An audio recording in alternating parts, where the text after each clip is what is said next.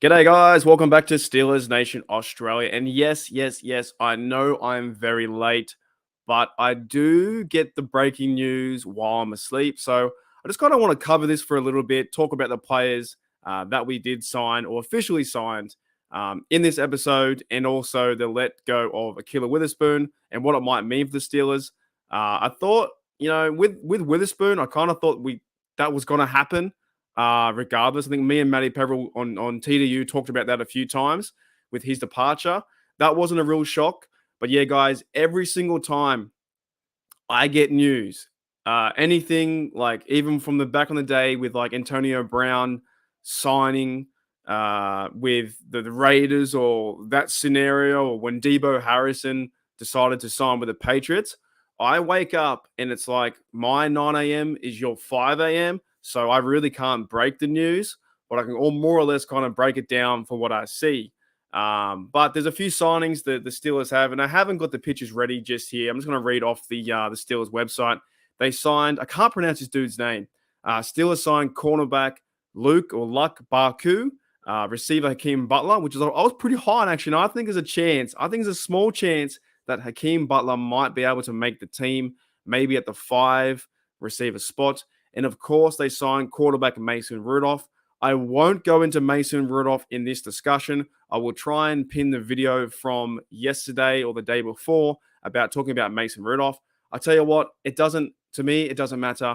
He's quarterback 3. You have Kenny Pickett. You have Trubisky. The only real discussion I might entertain at this moment is there a possibility now the Steelers go and trade or use Trubisky to trade him away and get something back of value? Then if you do that, you have Mason Rudolph to step up and be the quarterback number 2 to Kenny Pickett, and then Tanner Morgan comes in to fight for that quarterback number 3 spot. I could see that happening. Kenny Pickett being 1, go into the season, work out this with number 1, work with your receivers, work with the offense, get things moving. It's Kenny Pickett's team, right? For the next however long, and we need him, of course, we need him to play some good football to be his team. But it's Kenny franchise. It's KP8, mate. Kenny effing Pickett, his team.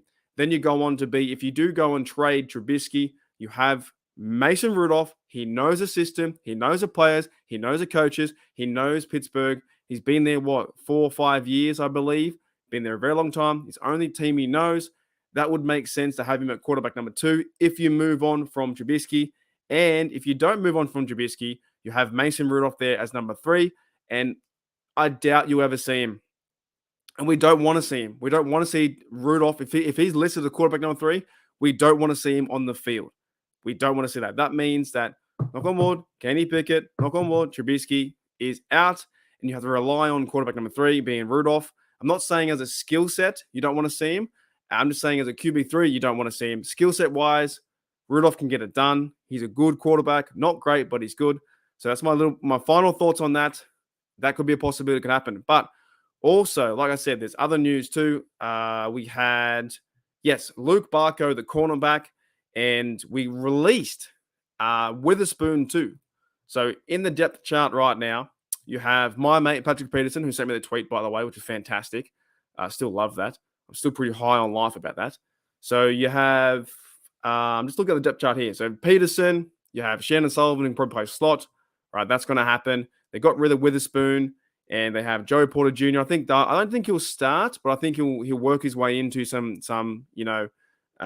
certain reps throughout the season. I think he'll become I don't think he's going to start there. I think it's going to be Peterson one side, Levi Wallace the other, Shannon Sullivan maybe more of a slot, and then feature in JPJ as we go. I've been hearing good reports too about Trice, so he might work his way into the team too. So losing Witherspoon, it's okay. It's fine. Nothing. It doesn't hurt the team, right? But the other bloke we signed to, the other bloke was, who I am high on, is Hakeem Butler. He's the receiver, right? He's the receiver for the Steelers. He came from the XFL. He got over 590 yards. I think 53 reception from memory, 8 TDs. He's 6'3". He's a massive guy. He could be another piece on this offense that you have George Pickens, Deontay, see what you can work in with Calvin Austin. Of course, you can throw the football to Muth. There's so many different weapons now for this offense where Kenny can find the ball to. You can find the ball with Muth. You can find the ball with Washington. You can run the ball that side with the big fellas up front. This is why I'm so excited to be a fan. This year, there's something building promising about winning some games and getting back to playoff football mentality. 110%. There's something exciting now to be a fan of, like, okay, things are moving in the right direction. Young Kenny Pickett, the running game's going to come back.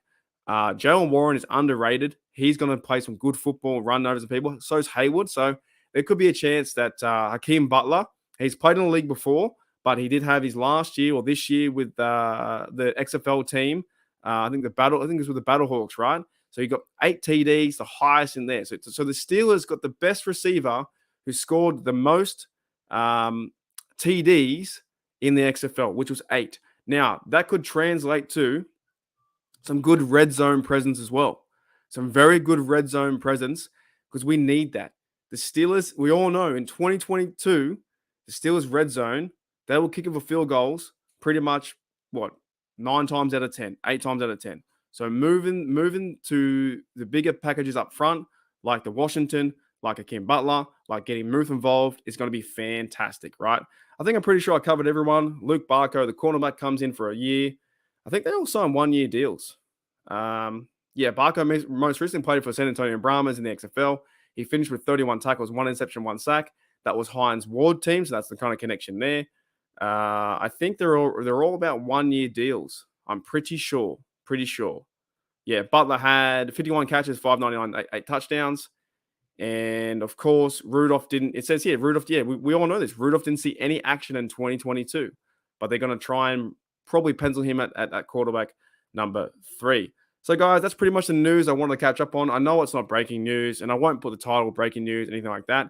Just the situation I face being here in Australia. I do sleep through everything. So when things get broken, where you see an Allen Robinson signing, or you'll see a Holcomb signing, or you'll see a Mitch Trubisky trade, I don't see it.